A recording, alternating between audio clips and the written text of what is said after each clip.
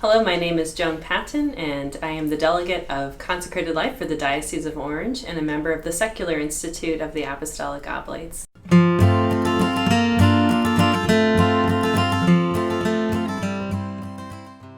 Growing up, I never really thought about a vocation to consecrated life or religious life. My mom encouraged it among my family, and my thought was always, don't you want grandchildren?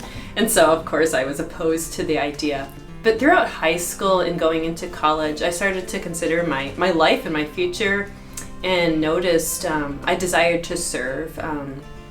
And since my patron saint is Saint Joan of Arc, I wanted to do something as noble as her. And so I actually thought about being a police officer and started looking into classes for that. And my parents weren't super supportive about it. They thought it was dangerous. And I just thought it would be something that would be rather lonely. Because I thought, well, maybe if I'm a police officer, maybe I wouldn't get married. I would just work and do that for people.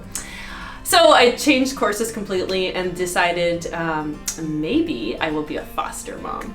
So again, this place of service. And I had been a nanny for a family of 7 throughout my college years. And so I had this unique experience of loving other people's children. And I noticed I enjoyed that, and I was pretty good at it. And so it kind of translated into, maybe I'll be a foster mom, and I'll marry someone who wants to be a foster dad.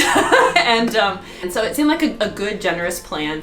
But I had never thought about bringing this plan to Jesus. So I started to date in college and dated a nice guy for a while.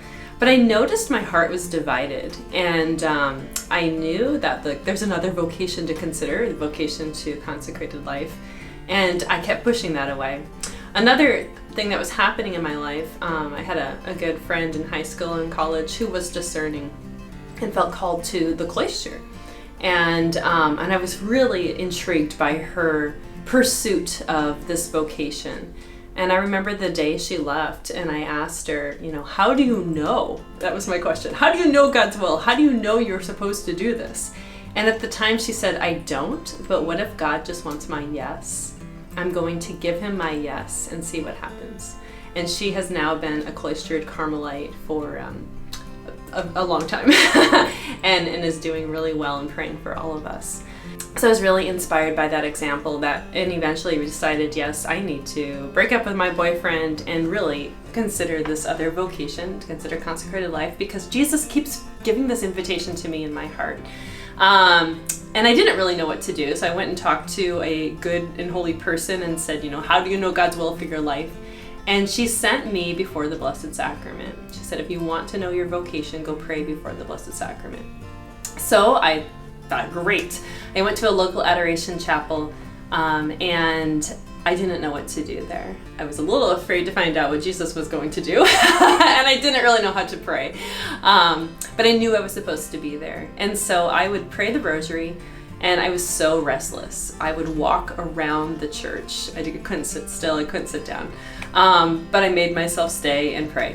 Over time, I noticed my heart became a little more rested in the presence of the Lord.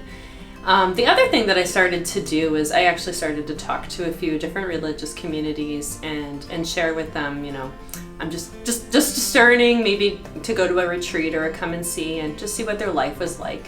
And I was on a discernment retreat with a group of sisters the weekend that John Paul II died. And I remember going to pray for the Pope, and I was surrounded by this community and some other communities as well as young people discerning as well.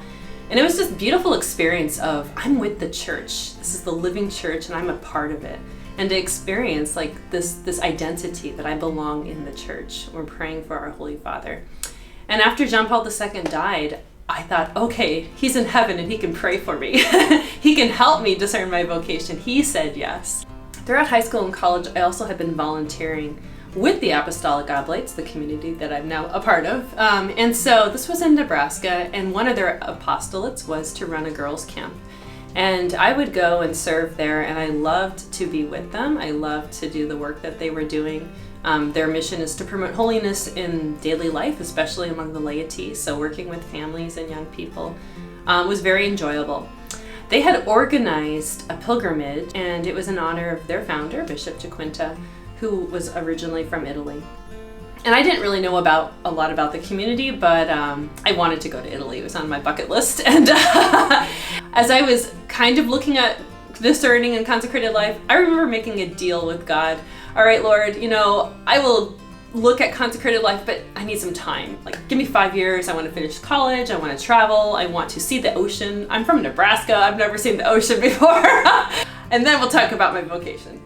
And I can tell you, when you give God these proposals, he doesn't just say, okay, I'll talk to you in 5 years. Instead, he continued to coax my heart and invite me in ways that were very concrete. And so this pilgrimage was actually one of them. And but I encountered the charism very deeply on this pilgrimage. I learned how to pray the Liturgy of the Hours, and I loved it. And the charism that's been entrusted to them is this charism of helping people encounter the infinite love of the Father, and understanding that God desires our love in return. And the more I started to experience that invitation from the Lord, I was caught. And so I started to understand that the Lord was inviting me to receive his infinite love and to respond, not just with my heart, but with my life. So it was just this time of really falling in love with Jesus during this experience. And I returned from the pilgrimage a little more courageous and started telling people, okay, I am discerning consecrated life. I told my parents, I remember that. And it was, the shocking thing is when I shared this with my family, they were like, of course you are. I was fooling myself. Everybody else could kind of see it. So I continued to volunteer with the Apostolic Oblates. And in Nebraska, we had this old barn that was part of our property for the camp. And there's a lot of space that you could do things. And so I decided, just on my own, I'm gonna help them by painting the barn.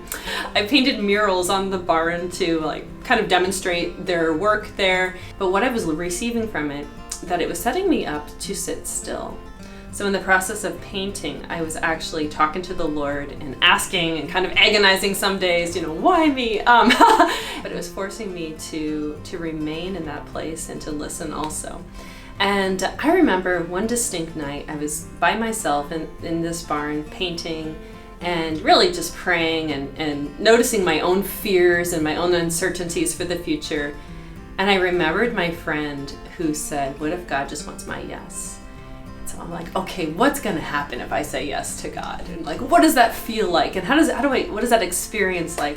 So I took my paintbrush and I painted yes on the barn wall so I could experience that. And I realized, in fact, I was happy to give my yes to God, and I experienced God receiving this yes. Yes, Lord, I will consider consecrated life. I will look this way. I will not discern other things at this time.